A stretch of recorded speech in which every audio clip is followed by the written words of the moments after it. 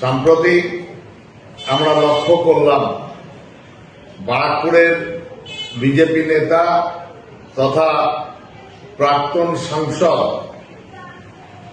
অর্জুন সিং, বাংলার প্রখ্যাত চলচ্চিত্র পরিচালক রাজ চক্রবর্তীর সম্বন্ধে কিছু অপ্রীতিকর মন্তব্য করলেন।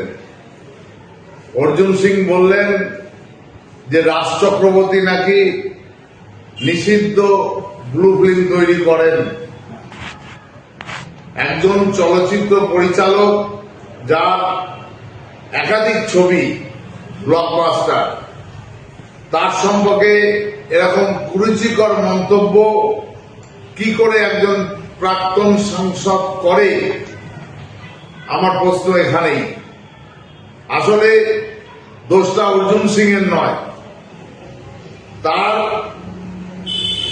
বাবা অর্থাৎ এই বিজেপির নেতারা যারা বলে যে আমি মোদির সন্তান, অর্থাৎ যারা পিতা বলে বাবা বলে যাকে সম্বোধন করে,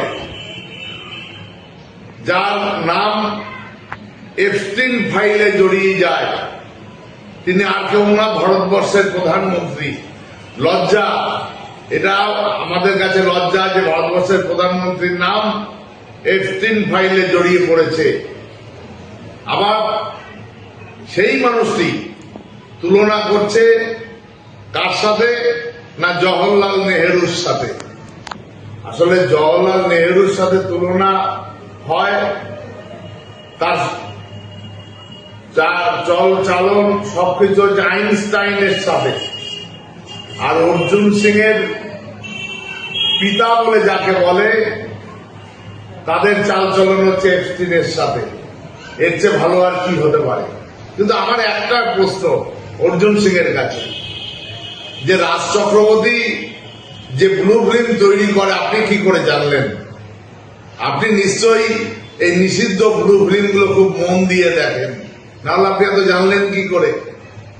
আসলে আমি গত কয়েকদিন ধরে জানি যে আপনার মনটা খুব খারাপ, কারণ আপনার দিল্লিতে আপনার যে সাংসদ থাকাকালীন যে বাসভবন ছিল, সেই বাসভবনে যে মহিলাকে নিয়ে যেতেন গত 7 দিন আগে তার বিয়ে হয়ে গেছে।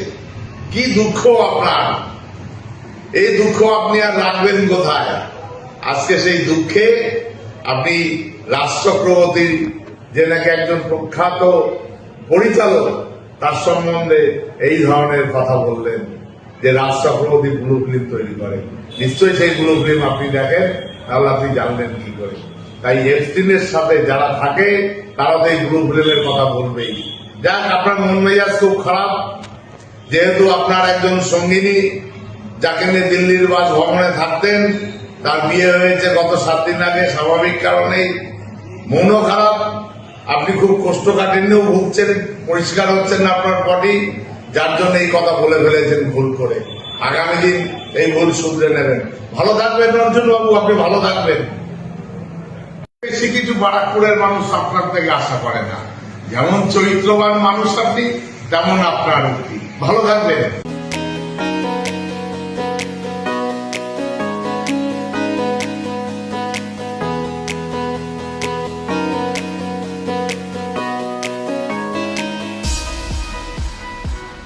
আমাদের সব থেকে এখানে আশেপাশে দেখছি একটু খাবার একটু অসুবিধা হচ্ছিল, তো আমি দেখলাম কি এখানে একটা ছোট্ট একটা চায়ের দোকান করব। তারপরে চায়ের দোকান থেকে ভাবছি ছোট্ট একটা ধাবা করে দিচ্ছি। ছোট ধাবা থেকে দেখছি এবার একটু সাজিয়ে এই আস্তে আস্তে করতে করতে এইভাবে হয়ে যাবে, আমি নিজেও ভাবতে পারিনি।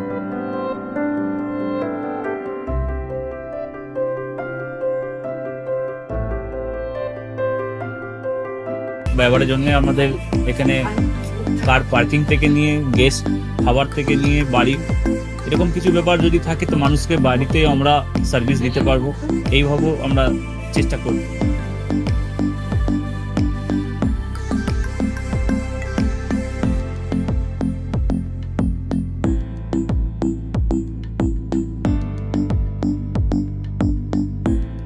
একদম সাধারণ, বাইরে থেকে অনেক চিপ বেস্টের মধ্যে খাওয়াটা কোয়ালিটিটা সবসময় পাবেন। একবার আমি মানুষকে একবারই বলবো কি একবার আমাদের কাছে এসে একবার টেস্ট করে যাবেন। দুপুরবেলা থেকে আরম্ভ আমাদের খাওয়া, থালা, বেঙ্গলি থালা, চাইনিজ ফুড সবই আছে, একবার এসে টেস্ট করে যাবেন।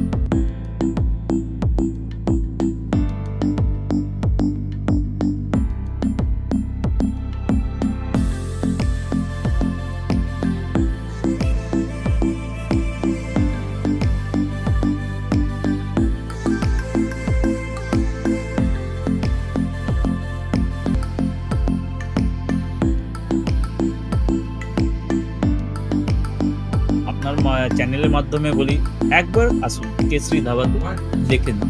আমার নাম রঞ্জন কেশরী।